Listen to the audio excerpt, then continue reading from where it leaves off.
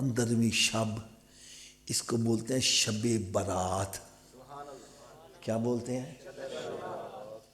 شب برات رات کیسی رات ہے؟ حضرت صاحب اس کے بارے میں ایک چھوٹی سی مثال دے دوں۔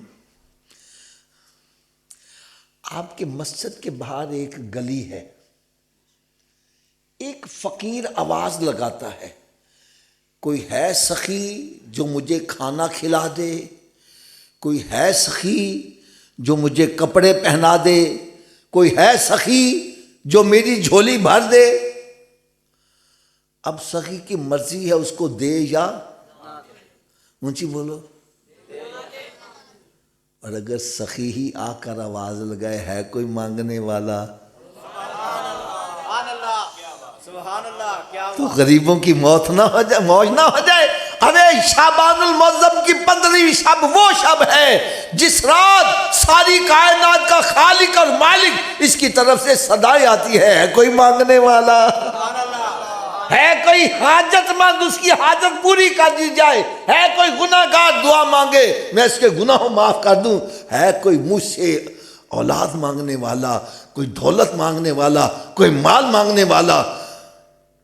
میں کہتا ہوں اس رات خوش نصیب ہے جو رب تعالیٰ کی بارگاہ میں ہاتھ پھیلا کر بیٹھتے ہیں، ساری رات عبادت میں گزارتے ہیں۔ وہ برکت والی رات آنے والی ہے۔ یہ رات کیسی رات ہے؟ اس رات کے بارے میں ایک چھوٹی سی مثال بھی دے دوں۔ حضرت صاحب بارش ہوتی ہے دو قسم کی، ایک ہوتی ہے کینمن، انگلش میں اس کو بولتے ہیں ڈریزلنگ، بوندا باندی، اور ایک ہوتی ہے موسلا دھار۔ جب کینمن ہوتی ہے نا، یہ گلی تر ہو گئی، ادھر والی خشک رہ جاتی ہے، اور جب موسلا دھار بارش ہر طرف پانی پانی پانی پانی، بس یہ سمجھو اس رات رب کی رحمت موسلا دھار بارش سے بھی زیادہ تیز برسنے والی ہے۔ اچھا سب جب موسلا دھار بارش ہو، ہر طرف پانی پانی، اس وقت بھی کوئی زمین کا ٹکڑا خشک رہ جائے، اس سے بڑا محروم کوئی ہوگا؟ اس سے بڑا کوئی بدبخت ہوگا؟ آؤ اب ہاتھ باندھ کر ایک بات کہنے لگا ہوں۔ اس رات اللہ تعالیٰ کی رحمت موسلا دھار بارش سے بھی زیادہ تیز برسے گی۔ فرمایا بنی کلب کی بکریوں کے جسموں پر جتنے بال ہیں ان بالوں کی تعداد کے برابر گناہ گاروں کی بخشش کی جائے گی۔ اور ایک بکری کے جسم پر کتنے بال ہوتے ہیں؟ گنے جاتے ہیں۔ اور بنی کلب وہ قبیلہ تھا جن کے پاس تقریباً 50,000 کے قریب بکریاں ہوتی تھی، لیکن فرمایا کچھ ایسے بندے ہیں اس رات خشک رہیں گے، اللہ کی رحمت سے محروم رہیں گے۔ میں کہتا ہوں یہ آپ کی جو انجمن ہے نا، یہ مبارک بات کی مستحق ہے کہ انہوں نے اس رات کے آنے سے پہلے محفل رکھی ہے تاکہ اس رات کی تیاری تو کر سکیں گے۔ اب اس رات کون کون بندہ خشک رہے گا، کون کون بندہ اللہ کی رحمت سے محروم رہے گا، اور کون ایسا بندہ جس کا دامن بھرا نہیں جائے گا، خالی کا خالی رہے گا، وہ میں بتلا دیتا ہوں۔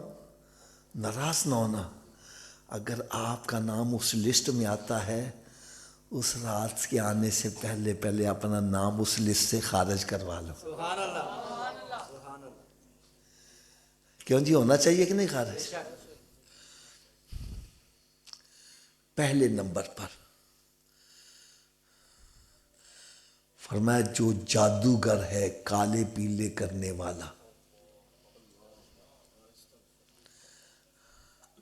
اس رات اس کی بخشش اللہ یہ کہ سچی توبہ کر لے۔ میں نے سب بڑا دکھ ہوتا ہے، خدا کی قسم کھانے کے لیے پیسے ہے نہیں، جادوگروں کو دینے کے لیے ہے۔ پیسے بھی جا کے لٹا رہا ہے، اپنا ایمان بھی برباد کر رہا ہے، اور لوگوں کے بھلے کے لیے کر رہا ہے۔ ادھر پتر مر جاوے، ادھر کاروبار بند ہو جائے، ادھر رشتہ ٹوٹ جاوے۔ یار مخلوق خدا کا تو بلا کر کے تیرا بلا کیسی ہو جائے؟ حدیث قدسی ہے، حدیث قدسی اس کو کہتے ہیں جو کلام خدا ہو زبان مصطفیٰ سے ادا ہو رہا ہو۔ رب تعالیٰ نے فرمایا یہ ساری مخلوق میرا کنبہ ہے، اور مجھے وہ بندہ بڑا اچھا لگتا ہے جو میرے کنبے کی بھلائی چاہنے والا ہے۔ رب کے کنبے کی بھلائی چاہو، کرو مہربانی تو اہل زمین پر، خدا مہربان ہوگا عرش بری پر۔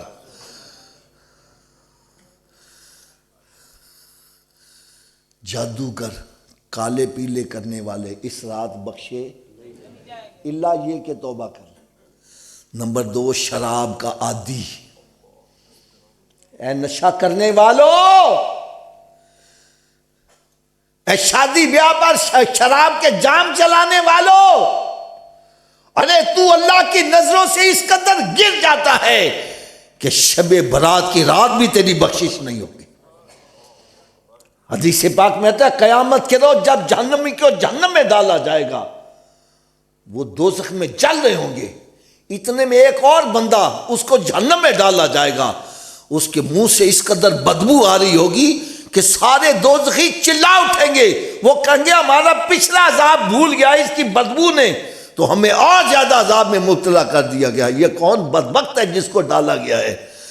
بتلایا جائے گا یہ سرکار کا وہ امتی ہے جو دنیا میں شراب پیتا تھا۔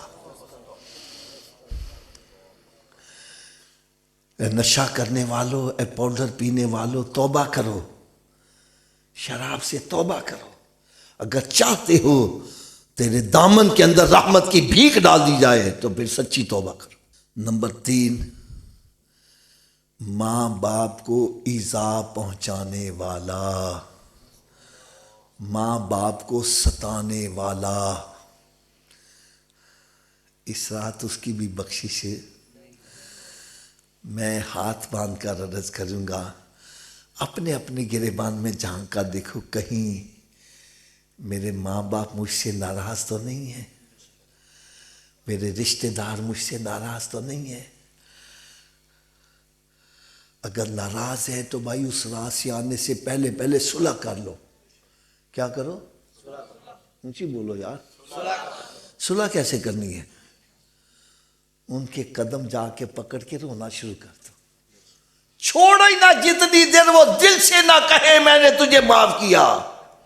ان سے بحث نہ کرنا، ابا تو اینج کیوں کیتا ہے، اماں تو اینج کیوں کیتا ہے، کیونکہ میرے آقا صلی اللہ علیہ وسلم نے ارشاد فرمایا اپنے ماں باپ کے ساتھ اچھا سلوک کرو۔ ایک صحابی کھڑے ہو گئے، یا رسول اللہ اگر باپ ظلم کرے پھر ہمیں کیا کرنا چاہیے؟ فرمایا تیرا باپ ظلم کرے پھر بھی تیرا باپ ہے، تجھے اس کے ساتھ اچھا سلوک ہی کرنا ہے۔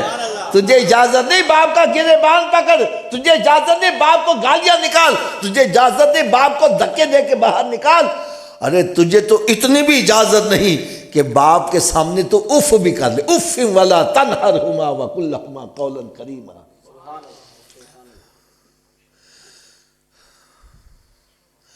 اگر چاہتے ہو میرے دامن کے اندر رحمت کی بھیک پڑ جائے، مجھے بخشش کی بھیک مل جائے، میری بری تقدیر اچھی میں تبدیل ہو جائے، تو پھر اپنے رشتہ داروں سے بھی صلح کرو، ماں باپ سے بھی صلح کرو۔ اسی طرح جو دیوس ہے اس کی بھی بخشش نہیں، یعنی